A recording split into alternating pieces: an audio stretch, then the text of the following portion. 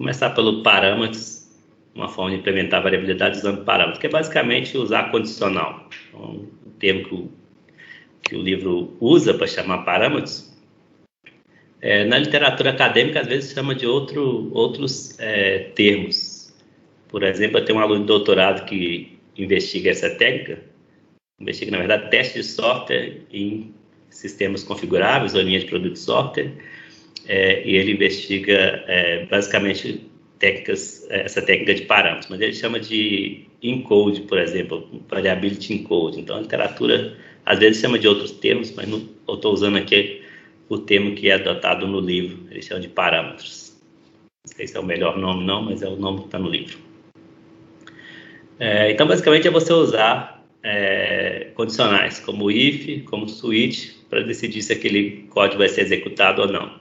Então, basicamente, é se aquela característica, por exemplo, se você está implementando o TP, e uma das coisas que você considera opcional é um grau de dificuldade da questão. Então, você coloca se grau de dificuldade, onde grau de dificuldade é a sua característica, aí você tem aquele código.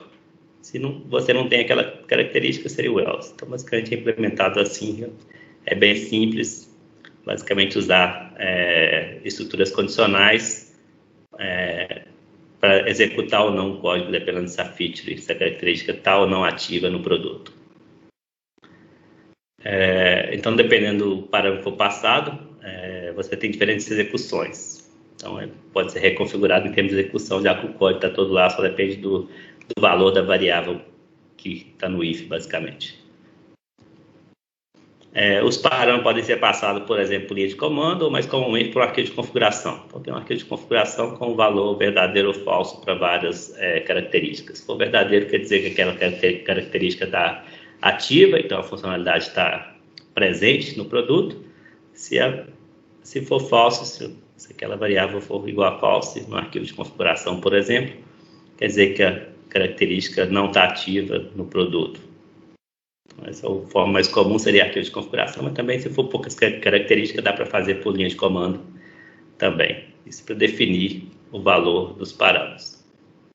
E para armazenar, o mais comum é usar variáveis globais, que é mais cômodo para o programador. Em vez de ficar passando o parâmetro o tempo todo, apesar da técnica chamar parâmetros, então dá uma ideia de que vai ser passado parâmetros para os métodos, o mais normal é os desenvolvedores usarem uma variável global, normalmente estática, para ser facilmente acessível em qualquer lugar da aplicação. Em alguns lugares, às vezes, final também, o problema do final é que você não pode pontificar o valor, né, e a feature está ativa o tempo todo. Mas, às vezes, alguns programadores colocam como final também, do tipo, aquele produto tem aquela configuração e não pode alterar mais. E aí você só define no tempo de instanciação, tempo de load, não em tempo de runtime. Mas o mais comum é não ser final, né? Isso é estática, como variável global, para armazenar o valor, e elas tipicamente são booleanas. True quer dizer que aquela característica está ativa no produto, false quer dizer que aquela característica está desativada no produto, ou não está ativa. Beleza? Só para mostrar um exemplo de código em Java de como que isso funciona. Então, estou sempre usando o exemplo do Mobile Media, desde o início do curso. O livro usa outros exemplos. Não lembro qual que é o exemplo que o livro usa. Na verdade, nesse caso aqui, ele pega exemplos de várias aplicações. Mas no meu slide eu estou preferindo, para manter o curso mais coeso, usar o Mobile Media, que é um sistema que eu conheço bem e tem bastante opções de configuração. Então, aqui está a variável global, que é armazenada, então, a características ordenação, sorting, e a característica favoritos. No caso, as duas estão true, as duas estão ativas nesse produto. Se eu definir uma das duas como false, quer dizer que aquela característica não está ativa. A variável global, de certa forma, é comum você usar variável global, porque é fácil de acessar. Então, você pode usar se sorte em vários pontos do seu programa, como aparece nesse código aqui. Então, basicamente, você tem se configuração igual a sorting, onde configuração é o nome da classe, sorting é uma variável global, foi definido nessa classe configuration. Então, se configuration.sorting, quer dizer, se for ativo, eu vou adicionar o botão no menu de ordenação. Mesma coisa para favoritos. Se favoritos for uma característica que está ativa no produto, eu vou adicionar o botão de visualizar favoritos, na verdade de baixo, e o botão de definir favoritos, que é o botão de cima. No caso de favoritos tem 2 botões, no caso de ordenação só tem um botão. Favoritos que é parecido com a estrela do GB. Então, no caso do Mobile Media, você pode definir uma foto, por exemplo, como favorita, e depois você pode ver só as fotos favoritas. Beleza? Então, é bem simples. Normalmente os programadores usam por essa simplicidade. Você não precisa instalar ferramenta nenhuma, qualquer linguagem já te provê esse tipo de suporte. Sendo consistente com os meus slides anteriores, então eu marquei aqui em verde o código que pertence à funcionalidade de ordenação e em verde e em azul o código que pertence à funcionalidade de favoritos. Aí o livro discute algumas vantagens e desvantagens dessa técnica. Então, por exemplo, ele discute que uma desvantagem é que essa técnica é muito fácil de você usar, muito fácil de aprender, muito fácil de usar. E por isso ela é muito usada na prática. Então, muitos sistemas configuráveis são implementados usando essa técnica. Por exemplo, o ambiente Android tem muita variabilidade que usa essa técnica de parâmetros. Por outro lado, o livro discute vantagens e desvantagens de maneira separada, mas no slide eu preferi misturar um pouco para poder sempre ser equilibrado, discutir um pouco do lado bom e um pouco do lado ruim. Então, o lado ruim seria que, de certa forma, todo o código da linha de produto está presente no produto. Então, isso pode trazer alguns problemas. Por exemplo, vai usar mais memória, vai usar mais recursos, porque o código está todo lá disponível, mesmo que ele não esteja sendo usado naquele produto. Então, vamos pensar no Mobile Media, onde todas as características estão false. Então, na verdade, o produto vai usar um conjunto pequeno de funcionalidades, mas o código está todo lá disponível. As funcionalidades, de todas as funcionalidades estão lá disponíveis. Então, acaba usando mais memória sem necessidade. Pode causar impacto em performance. O livro discute também que pode trazer problemas de segurança, porque aquele código que está lá e que não é usado pode acabar criando espaço para ataques no sistema. Então, há uma discussão também no livro sobre a questão de que você disponibilizar mais código do que necessário, você pode acabar infringindo insegurança. Até mesmo pode ser o caso do cliente conseguir ativar a característica que ele não tivesse acesso. Então, ele comprou o produto básico, ele não deveria ter acesso a determinadas funcionalidades, mas como o código está todo lá disponível, ele pode conseguir, através de mudança de configuração, no arquivo de configuração, por exemplo, ativar funcionalidades que, a princípio, ele não teria acesso. Em relação principalmente à questão de consumo de memória, o livro diz que alguns compiladores, por exemplo, o compilador de Java, ele tende a remover esse código que não é usado. Se o compilador percebe que uma variável é false, em momento nenhum aquela variável vai ser mudada para true, então todo código que está associado àquele if, daquela variável, tende a ser removido. Então ele inclusive aponta estudos que mostram que, na verdade, se o compilador for bem moderno, vamos dizer assim, o problema de consumo de recursos necessário é minimizado, porque o próprio compilador consegue fazer várias otimizações, mas nem tudo. Algumas coisas o compilador não consegue decidir se aquele código realmente é morto ou se aquele código pode ser útil em algum momento. Então, acaba que vai ser usado mais memória, mais recurso do que necessário. O livro também discute vantagem e desvantagem em relação a veios como anotação. Então, de certa forma, quando você coloca esses condicionais, esses comandos condicionais, é como se você estivesse anotando o código. Então, você coloca se, favoritos, tal, se, ordenação, tal. Então, você, na verdade, está dizendo que aquele código, está anotando aquele código para aquela funcionalidade, favoritos e ordenação. Então, fica bem claro que é uma forma de anotação. Isso tem vantagens. Por exemplo, de certa forma, você consegue uma granularidade bem fina, nível de comandos, ou mesmo nível de expressões, usando, por exemplo, esse operador ternário aqui de Java, que é a interrogação, você tem se A, então B, caso contrário, C. Então, você consegue criar isso num nível bem fino de granularidade, inclusive nível de expressões ou comandos. Outra vantagem é que, de certa forma, isso pode ser usado em qualquer linguagem de programação. Então, não existe ferramentas, é uma coisa simples que as linguagens já provê. Então, de certa forma, fácil de aprender e fácil de usar, porque já está embutido na linguagem de programação. Um problema em relação a essa questão é que como é uma coisa intrínseca da linguagem de programação, não é muito aplicável a artefatos que não são de código. Por exemplo, se você quer anotar as features num documento, num arquivo de documentação, seja um arquivo textual, por exemplo, você não tem essa funcionalidade de usar o parâmetro. Como a gente vai ver daqui a pouco, daria para você anotar, por exemplo, com compilação condicional, com pré-processador. Mas com a técnica de parâmetro é uma coisa intrínseca de linguagem de programação.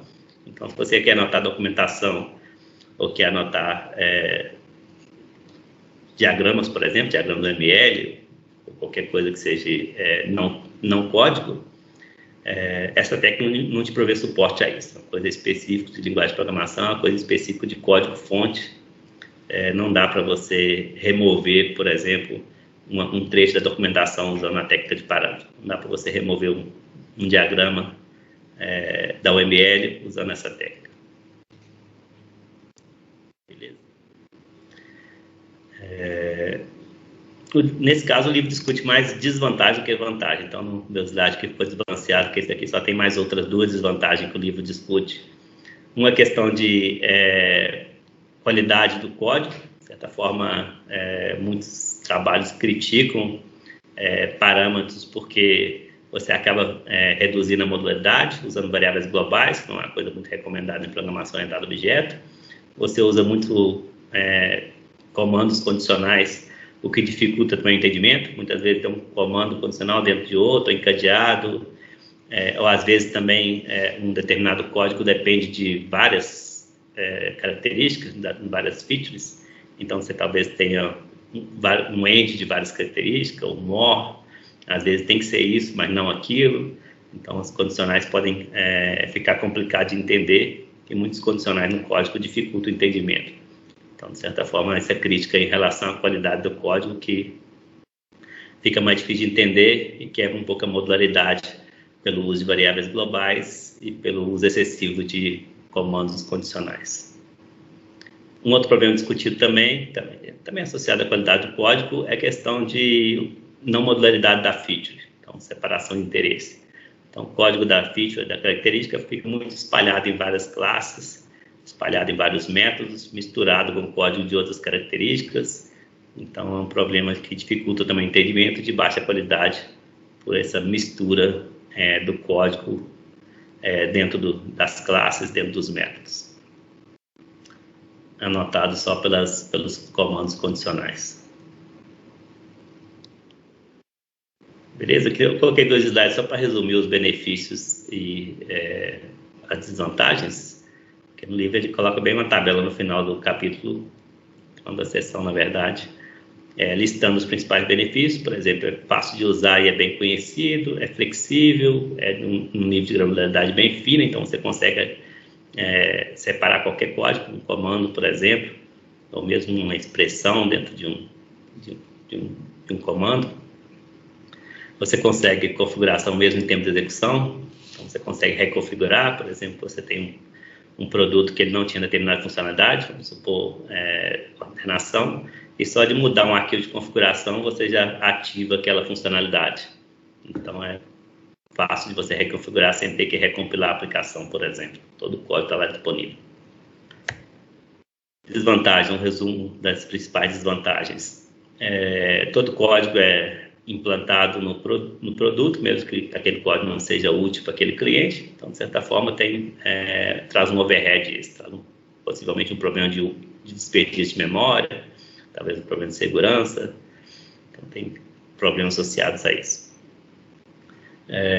Um problema que o livro argumenta é que muitas vezes é usado de maneira indisciplinada, então as pessoas vão colocando de qualquer forma as anotações, se característica, esse código aqui eu acho que deveria ser só da funcionalidade tal. Então, anota ali de maneira não disciplinada, sem se preocupar com a modularidade, e isso impacta negativamente a qualidade do código depois, a longo prazo principalmente, né? Depois de várias inclusões de condicionais no código, o código começa a ficar complicado.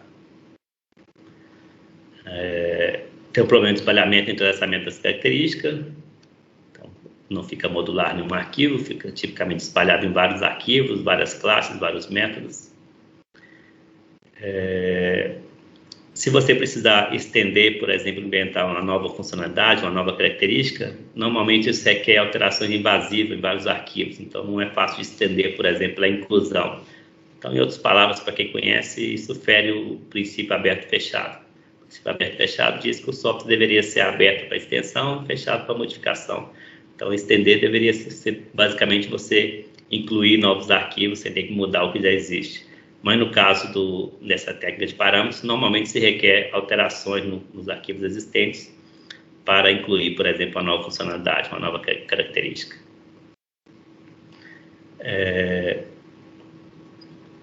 Um último problema é a questão de não suporta artefatos que não sejam de código. É uma coisa intrínseca de linguagem de programação. Então, se você quer implementar variabilidade nos seus documentos, por exemplo, seus arquivos textuais, seus diagramas, o UML, ou qualquer outra coisa, essa técnica não te provê esse tipo de suporte. Você vai ter que recorrer a outra técnica se você quer alinhar a documentação com o que está no código-fonte.